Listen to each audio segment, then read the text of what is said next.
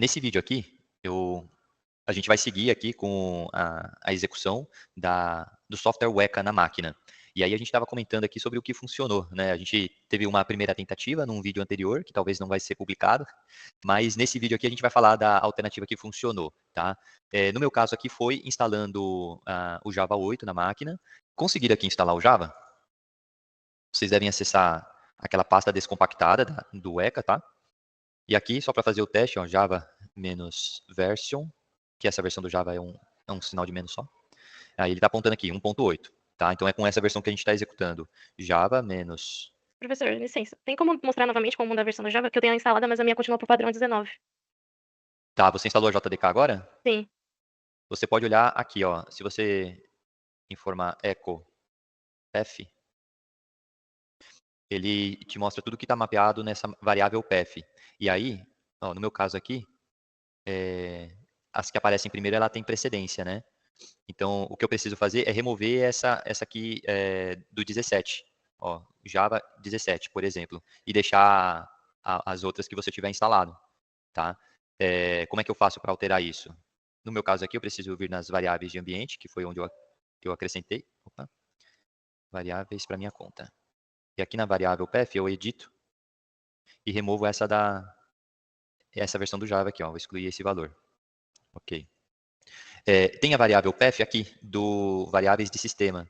Essa aqui eu não consigo editar sem o privilégio de administrador, tá? E é nela que está esse valor do Java 8. Na sua máquina aí, você quer compartilhar essa tela? Você quer puxar ela aqui e a gente vê agora? Ou você acha que consegue editar aqui esse caminho? Vou tentar editar o caminho. Tá bom. Aí qualquer coisa você dá um retorno aqui pra gente, tá? E aí, para eu abrir a interface gráfica, eu entro com esse comando Java. Peraí. Eu preciso me certificar que o comando vai ser digitado no diretório que tem o arquivo weka-jar, tá? Então, ó, entrei nesse diretório, digitei dir e ele lista aqui o weka-jar. Se for outro diretório, ele pode não encontrar, tá? Então, Java -jar e o nome do arquivo, weka-jar. E aí era para funcionar lindo assim, tá? Ele aparece um warningzinho aqui de vermelho, que parece que é um erro, tá? Mas aí a gente pode marcar essa caixinha aqui, é só um warning mesmo, tá? Tá dizendo aqui que eu posso gerenciar os pacotes, instalar muitos esquemas e ferramentas por meio do menu Tools ali. Beleza, marco aqui, ok. E essa interface, a interface da biblioteca aqui que eu queria mostrar para vocês. Conseguiram abrir essa janela aqui, pessoal? Positivo. Beleza. Bom, inclusive, eu não usei o comando, professor. Se clicar com direito no arquivo e abrir com ele, abre normal. Não precisa nem digitar SMD. Boa, perfeito. Eventualmente, pode ter uma ou outra máquina que dessa forma não funcione, tá? Se funcionar para todos, melhor ainda. Essa daqui é a forma que vai funcionar em qualquer sistema operacional, tá? E é a prova de falhas. A não ser quando a sua JDK não é adequada, né? Ou quando está faltando um pacote ali, como o Antônio mostrou para a gente. Bom, aqui, dessa interface, tem vários recursos aqui, a gente não vai passar por todos eles, tá? Para essa aula aqui, eu gostaria de usar esse recurso aqui, o Explorer, tá? Vou pedir para vocês clicarem nesse botão, Explorer. Deixa eu minimizar aqui as outras janelas aqui para não distrair. Aqui, ó, Explorer. Boa. Então aqui, abriu aqui essa interface, eu vou maximizar ela. E aqui nessa interface, eu tenho algumas abas por qual eu posso passar por elas, e eu estou nessa aba aqui de pré-process, né? Pré-processamento. Essa interface, ela permite eu fazer algum pré-processamento da base antes de submeter ela para algum algoritmo de aprendizado de máquina, tá? E aí, o que seria essa base? Para a gente conhecer uma das bases que vem aqui nesse pacote da biblioteca Weka, né? Eu tenho aqui a pasta data, e nessa pasta data tenho várias bases nesse formato. A gente vai explorar uma delas, tá? Então, eu vou pedir para vocês clicarem ali no botão Open File. E aí, localizar a pasta Weka que vocês baixaram. O meu está lá na minha pasta, Leonardo Villani. Weka 386. Pasta data. E aí, qualquer uma dessas bases podem ser exploradas aqui, tá? Então, para iniciar, eu vou escolher essa base iris.arf. Tá? Começando aqui por essa base aqui, iris.arf, vou clicar aqui em abrir. E aqui eu estou explorando uma daquelas bases lá que tem na pasta data, tá? Então ele traz algumas informações aqui para mim. Deixa eu ver aqui se fica melhor, fica bom para vocês. Controle de zoom. Então aqui, ó, relação corrente, né? Então, eu estou mostrando essa base íris, ela é uma base que tem 150 exemplos, né? Cada exemplo possui 5 atributos, e aqui ele mostra alguma informação estatística. Aqui, ele mostra informações a respeito do atributo selecionado. Então, eu estou com a comprimento da sépala selecionada, ele mostra aqui que esse é um atributo do tipo numérico, existem 9 valores que são exclusivos, são únicos, 35 valores distintos, então traz aqui algumas informações estatísticas, né? O valor mínimo para esse atributo, em todos os exemplos, é 4.3, o valor máximo é 7.9, o valor médio é 5.8 e o desvio padrão, né, o quanto esse valor desvia da média, é de 0.8. Tá? Se eu troco aqui o atributo selecionado, ó, vou selecionar esse último atributo aqui. Esse é o atributo classe. Ele mostra aqui que existem 3 valores distintos, e aqui ele mostra que existe 50 exemplos com esse valor, outros 50 com valor íris versicolor e outros 50 com íris virginica. Observem que o tipo desse atributo é nominal. É diferente do primeiro que estava selecionado. Então, as estatísticas para esse atributo são estatísticas diferentes. Tá? São estatísticas relacionadas a um atributo do tipo nominal. Aqui embaixo, ele também mostra uma outra informação interessante, que é a distribuição de exemplos em cada classe. Né? Então, ele mostra aqui que é uma base de dados balanceada. Existe a mesma quantidade de exemplos para cada classe. Aqui, pessoal, classe significa conceito. Tá?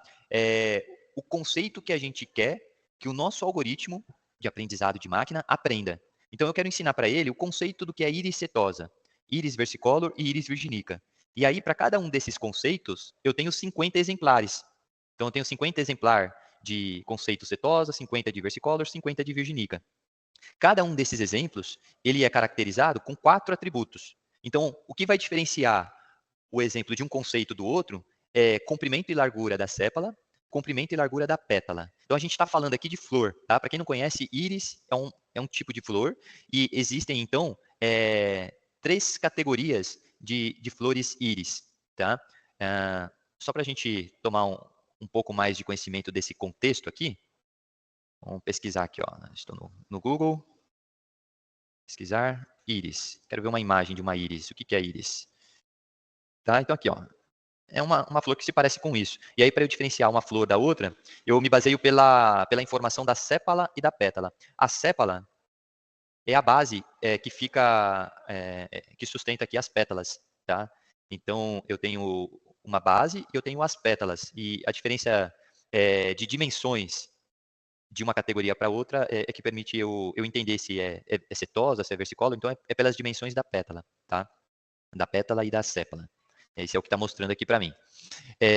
Então, eu poderia fazer algum pré-processamento aqui dessa base, mas antes eu gostaria também de mostrar para vocês essa outra aba aqui, a aba Visualize.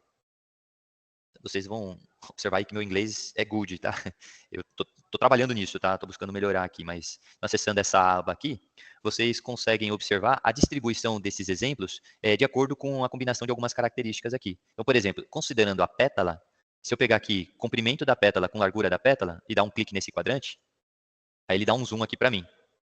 Tá? E aí, aqui mostra a distribuição de exemplos de cada conceito. E aí, o que ele permite eu observar aqui, considerando a pétala, eu observo aqui que existem 2 conceitos bem similares. O versicolor e o virginica, em algum momento aqui, pode possuir informações parecidas.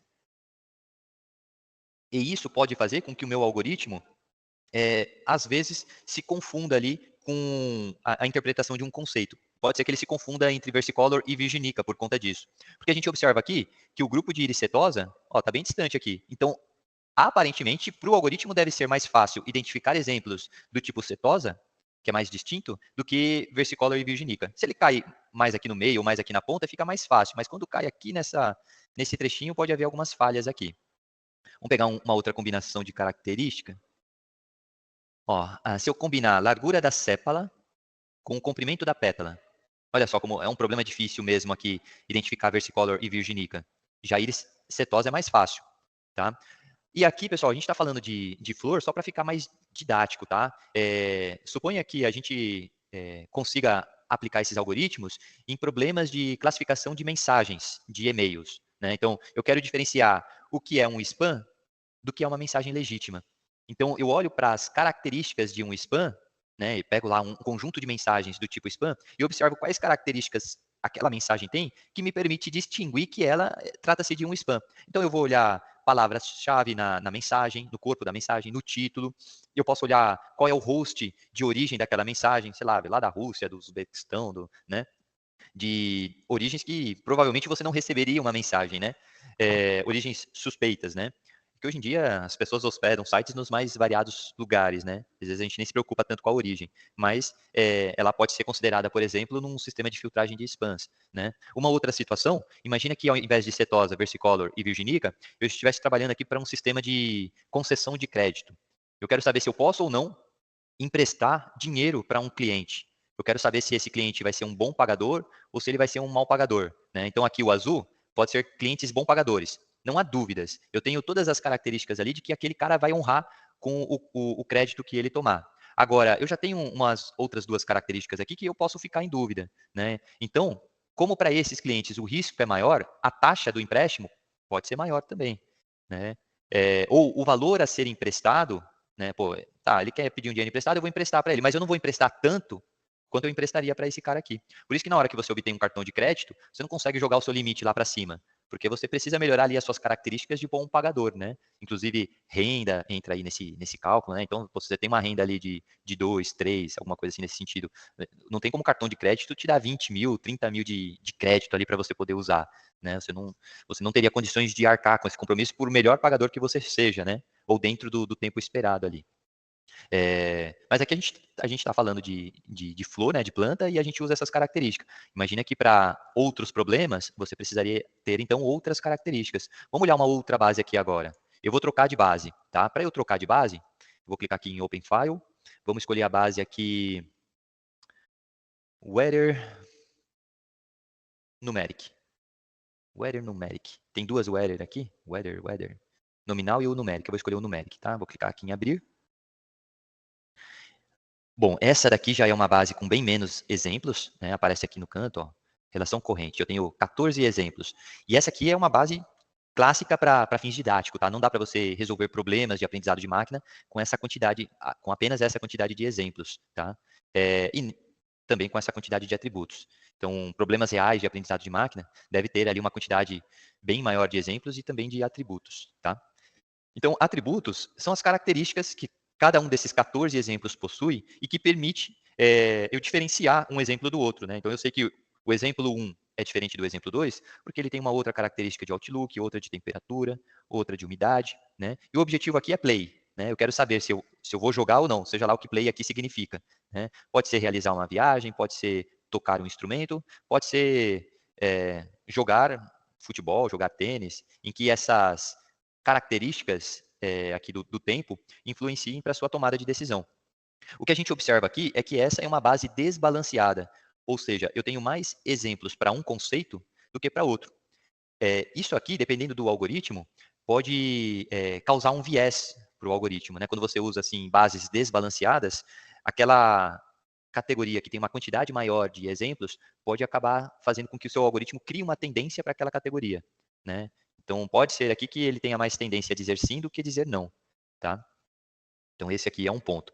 Vamos abrir uma outra base aqui também, Open File, e eu queria que vocês selecionassem agora a Contact Lenses. O Matheus aqui está perguntando que não entendeu, não fiz nada disso de usar o Java, só baixei o instalador e executei, e abri o ECA. Você baixou o exe do ECA, né, Matheus? A diferença do exe, né, do executável, em relação a outras plataformas, é que, primeiro, ele vai só funcionar no Windows, e segundo, eu não tenho certeza se essa pasta data está disponível para você aí, dentro da instalação. Esse seria outro ponto. E se o arquivo jar também está disponível para você consumir em projetos Java. Tá? Por isso que normalmente eu uso esse de outras plataformas aqui. Seria multiplataforma, né? Esse mesmo zip vai funcionar no Linux, vai funcionar no Mac, digitando apenas esse comando java.jar, o ekajar. Tá? Qualquer coisa, manda mais aí no chat para a gente se alinhar. Bom, nesse caso aqui, é uma base de lentes de contato, tá? E a ideia é dar esse diagnóstico aqui, se o paciente deve ou não usar lente de contato. Então, existem aqui 3 possíveis conceitos, né? Onde os 5 aqui seria o soft, né? Recomendar levemente a lente de contato para essa pessoa. O 4 seria recomendar fortemente a lente de contato. E o 15 aqui, 15 exemplos, seria não recomendar a lente de contato. E percebam que o desbalanceamento aqui é maior.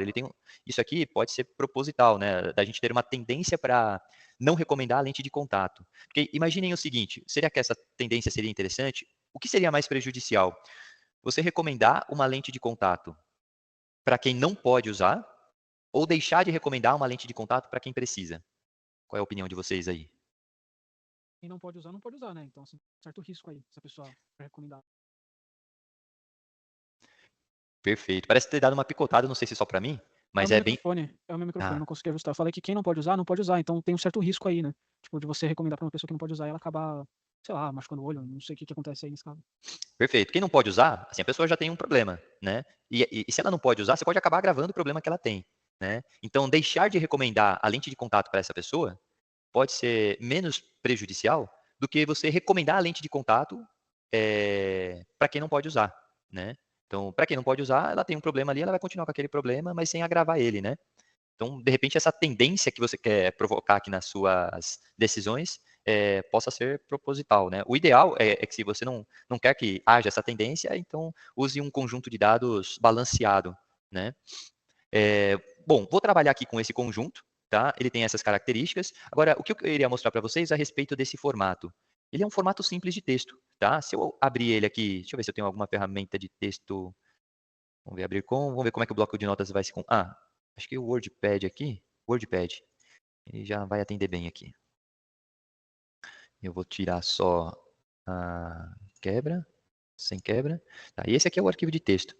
O que é interessante aqui, quando a gente abre num editor de texto, tá? São esses comentários. Então, a maioria dessas bases, vocês vão encontrar esses comentários nela. Ela traz informação adicional à base que você está explorando ali. Então, quem são os autores daquela base, qual foi o artigo científico em que aquela base foi utilizada. Então, essa base IRIS, por exemplo, ela já foi usada aqui em artigos científicos, né? E olha só, aqui vem a parte do conteúdo. Então, é praticamente um tipo de HTML. HTML no sentido de, existe uma tag aqui, uma marcação, tá? Não é exatamente o HTML ali que a gente aprendeu, mas é um tipo de marcação. Então, eu tenho 3 tags básicas. O @relation, ela define o nome da relação, o que aparece aqui em cima na interface. Ó. Então, aqui o nome da relação. Contact lenses, é que eu abri a íris, né? Então, aqui o nome da relação. @attribute define os atributos, né? Comparado aqui com uma tabela, define aqui as colunas da tabela, né? E aqui o atributo classe, olha só, para os atributos numéricos, eu defino aqui o tipo real, e para o atributo classe, eu não defino aqui uma string, eu estou definindo um conjunto pré-definido de possíveis valores. Então, vão ser esses 3 conceitos. Se sair alguma coisa diferente disso, vai dar inconsistência no meu formato. Né? Então, se eu mudar aqui, ó, íris setosas, acrescentar um S aqui no final, eu já não consigo mais abrir na interface, porque está inconsistente aqui o formato. Tá? Inconsistente com o que foi declarado aqui em cima. E o @data, são os valores ali de cada exemplo. Então, ó, cada exemplo ele é representado por uma linha aqui nesse arquivo, cada coluna separada por vírgula, a gente tem o ponto aqui como separador decimal, né? Então, é um formato bem simples aqui para você construir a sua base, tá? Professor, Opa, manda aí. isso daí não é um CSV, não? Só esse ponto aqui em especial, né? É que o CSV, ele é apenas separado por vírgula, inclusive as colunas, né? O cabeçalho das colunas também deveria ser separado por vírgula. Se eu salvar ele como ponto CSV, ele também não consigo abrir no Excel, por exemplo, tá? Porque o formato estaria inconsistente. Ele é um formato ARF mesmo. O que é o ARF? Vou colocar aqui no chat, tá? Atributo Relation File Format, né? Formato de arquivo, atributo relação. Né? Então, é um formato de texto bem simples para você representar aqui uma base. Tá? Você pode, sim, salvar esse arquivo como CSV. De que forma? E facilmente aqui, ó, eu vou fechar essa interface. Ele deve voltar aqui para essa. Né? Voltando para essa daqui, eu venho aqui em Tools, ARF Viewer, visualizador de ARF. Né? E aí eu posso abrir esse arquivo ARF de uma outra forma. Ó, vou pegar aqui o Contact Lenses. Tá vendo? Então ele salvou aqui, ele interpretou aquele arquivo, e aí esse arquivo aqui, eu consigo até fazer um processamento aqui também, mudar nome de coluna, deletar uma determinada coluna, deletar uma determinada instância, algumas operações básicas aqui. E aqui eu consigo salvar como, e eu consigo mudar o tipo do arquivo. Ó. Posso gerar um JSON, CSV eu já experimentei, JSON ainda não. mas ele faz essas transformações para vocês, tá? Mas CSV, de fato, ele não é. Bom, continuando aqui no nosso arquivo Contact Lenses, agora vamos para a aba Classify, né? Classificadores. Classificadores é uma categoria de algoritmos de aprendizado de máquina supervisionado, tá? Desculpa, gente. Então, o que é aprendizado de máquina, os tipos de aprendizado, a gente vai ver com uma ênfase maior na próxima aula, tá? Mas por hora, só para introduzir o assunto aqui para vocês, assumam que classificadores é um tipo de algoritmo para aprendizado de máquina supervisionado, tá? Mas o que esses algoritmos fazem? Então, vou selecionar aqui um algoritmo, ó, existem algumas categorias de algoritmos, né? A gente falou que ia haver ali no início da disciplina do Naive Bayes. Então, eu estou acessando aqui a categoria Bayes. E aí, quando eu paro o cursor em cima de cada um desses algoritmos, ele me dá aqui, ó, a data de publicação, qual foi o artigo que esse classificador foi desenvolvido, né? Me traz algumas informações aqui. Selecionei errado, acabei clicando em outro. Vou clicar aqui de novo, Naive Bayes, esse é o que eu quero. Cliquei nele, Naive Bayes. Esses parâmetros abaixo aqui, a gente também vai conhecer cada um deles, para que serve, como é que eu configuro, tá? Por hora eu vou deixar esse padrão aqui, Cross Validation, Folds 10, não vou alterar isso, só alterei o nome do classificador e vou clicar aqui no Start. Olha só, ele me deu alguma coisa aqui. Vamos ver o que é isso aqui que ele deu. Se eu subir aqui a barra de rolagem, ele mostra aqui algumas informações a respeito dessa execução, o nome do algoritmo usado, o nome da relação, quantos atributos, quantos exemplos. Isso aqui é o que eu queria mostrar para vocês, ó, modelo do classificador. Então, quando a gente começa a estudar aprendizado de máquina, a gente fala muito de modelos. A gente vai construir modelos, modelo supervisionado. O que vem a ser o modelo? O modelo é o conjunto de regras que um algoritmo aprende para aquele problema.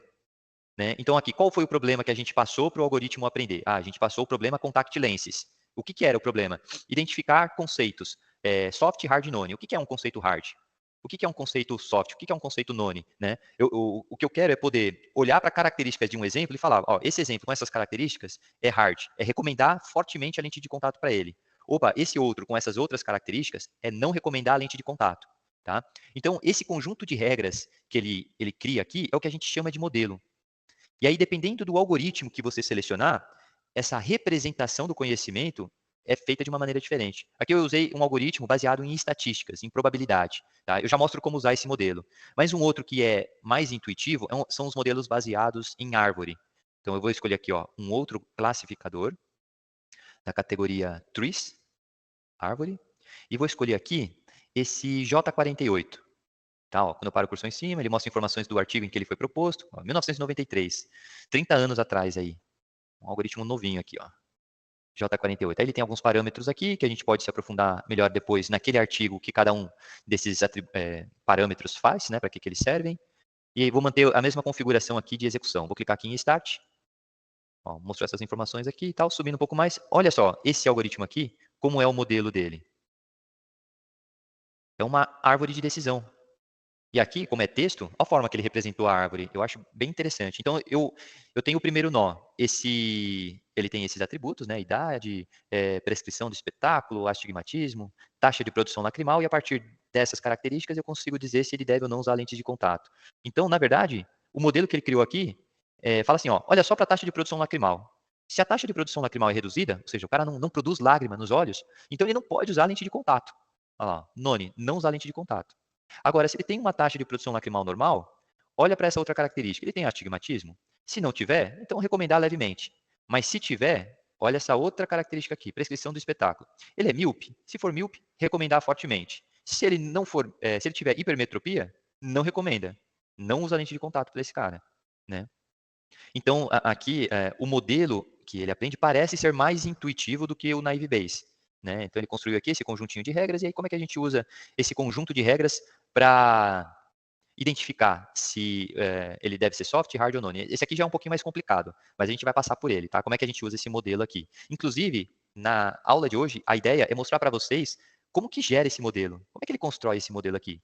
A gente vai ver já. Mais aqui para baixo, ele mostra o objetivo aqui dessa interface, tá? Nessa interface, eu estou em dúvida entre esses dois modelos. Qual é o modelo que eu vou escolher para resolver o meu problema ali de recomendar ou não lente de contato? Eu não sei. Então, eu rodo um experimento aqui para poder fazer essa avaliação. E aqui ele me mostra, ó, exemplos classificados corretamente. Olha, ele classificou 17, o Naive Bayes. Né? Uma taxa de acerto aqui de 70%. E a árvore de decisão? Pô, a árvore ela acertou um pouco mais, ó. Ela tem uma taxa de acerto aqui de 83%. Está acertando melhor. Né? Errou só 4. O Naive Bayes errou 7. Então, para esse cenário aqui, com essas configurações, aparentemente a árvore de decisão funciona melhor. Né? E aí, se empatar nessas métricas, existem esses outros atributos aqui que me ajudam a tomar a decisão. Né? Então, eu posso ver aqui a taxa de verdadeiro positivo, a taxa de falso positivo, precisão, revocação. Todas essas métricas a gente também vê nessa disciplina. Tá? Então, o que significa cada uma dessas métricas? Como que eu calculo isso? Inclusive, isso aqui embaixo, que é o que serve de base para a gente poder construir essas métricas. Então, a precisão, taxa de acerto, taxa de erro, elas são montadas com base na matriz de confusão. Pô, já estava difícil, agora entra aqui um nome que já tem confusão no nome, parece que vai ficar mais difícil ainda, mas está apenas sendo introduzido para vocês, tá, pessoal? Para vocês terem uma visão geral do que a gente vai ver e o que a gente vai precisar estudar, tá? Então, a gente vai ver aqui como é que cria a matriz de confusão. Na matriz de confusão, de bate-pronto, para eu avaliar qual modelo teve melhor desempenho, eu posso olhar aqui para a diagonal principal.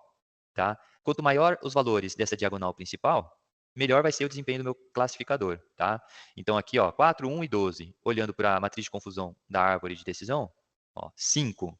Na anterior era 4. Aqui 1, na anterior, aqui 3, na anterior era 1. E aqui 12, 12 foi igual. Né? Então, elas empataram aqui nessa classe, nesse conceito de não recomendar a lente de contato. Mas aqui tem uma informação importante. Olha só, aqui eu usei 5 exemplos soft e ele classificou como A, como soft, 5. Ou seja, todos que eu usei aqui ele acertou. Todos que eram para recomendar levemente. E a árvore aqui, como que ela se saiu? Agora ele não quer subir aqui. A árvore, não, a árvore, eu usei 5, mas ela acertou 4. 1, ela falou que era none, né? None é aqui a classe C, né? Então ela errou um pouco mais aqui. Ela errou bastante hard, né? Quase todos, ela acertou um só. Então esse modelo aqui, para esse problema, não parece ser o mais adequado. Não significa que a árvore de decisão ela vai ser melhor para todos os problemas, tá? Para esse aqui de lentes de contato, aparentemente a árvore de decisão teve melhor desempenho, tá? Bom, vamos ver tudo isso aqui na disciplina. A gente acaba trabalhando com essas duas abordagens. Esse classificador, ele representa o modelo dessa forma, esse outro classificador representa o modelo dessa outra forma aqui, tá?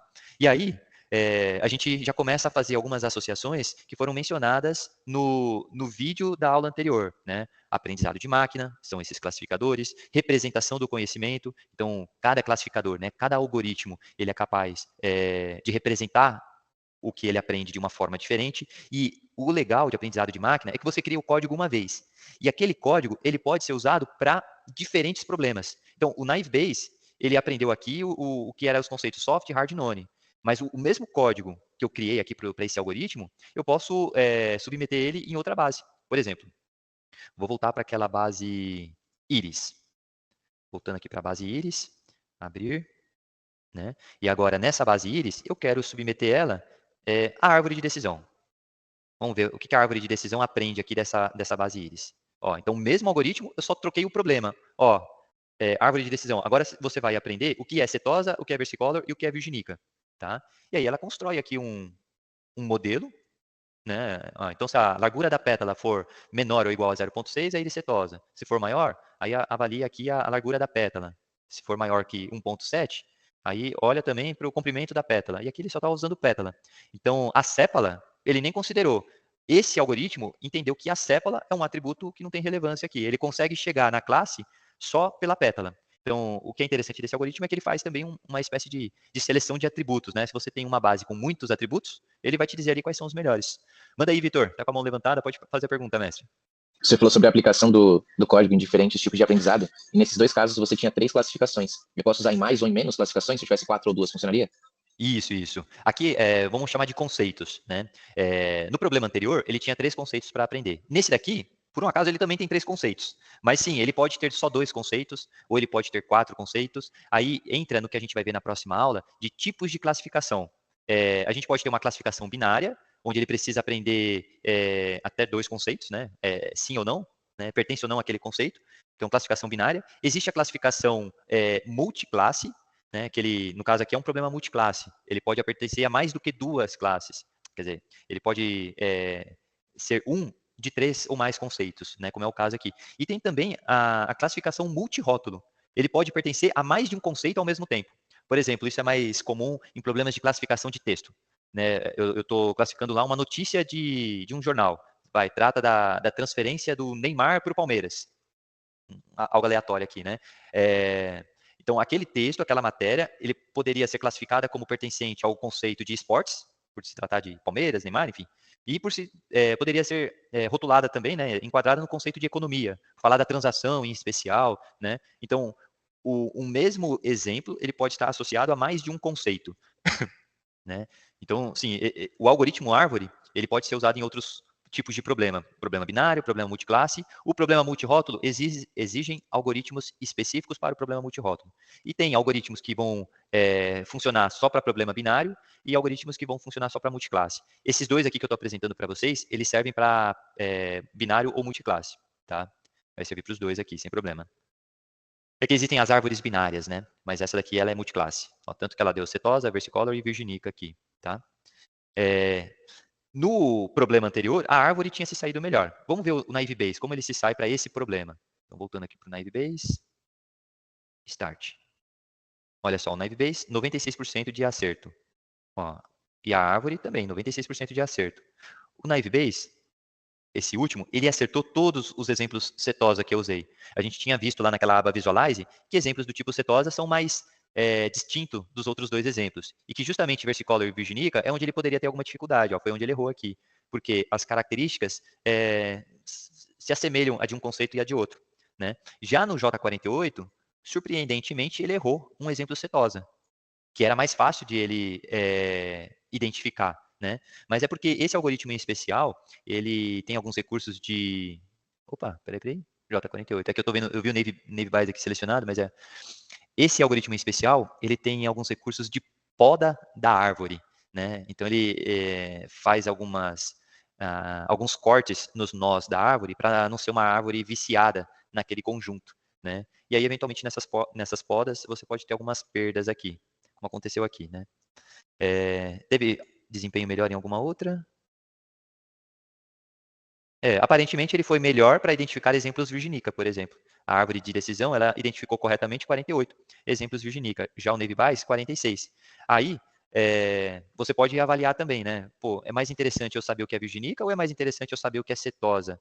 Aonde eu sou mais sensível ao erro? Então, aquele cuidado que eu queria passar para vocês. Não é porque o J48 aqui, esse modelo, foi melhor para esse problema, que é bala de prata. Ele vai ser sempre o melhor. Não, para cada tipo de problema, você tem aquele algoritmo que vai performar melhor. Né? Por isso que são importantes essas avaliações. E em caso de empate, você ter diferentes pontos de vista, diferentes métricas aqui para poder considerar. Tá?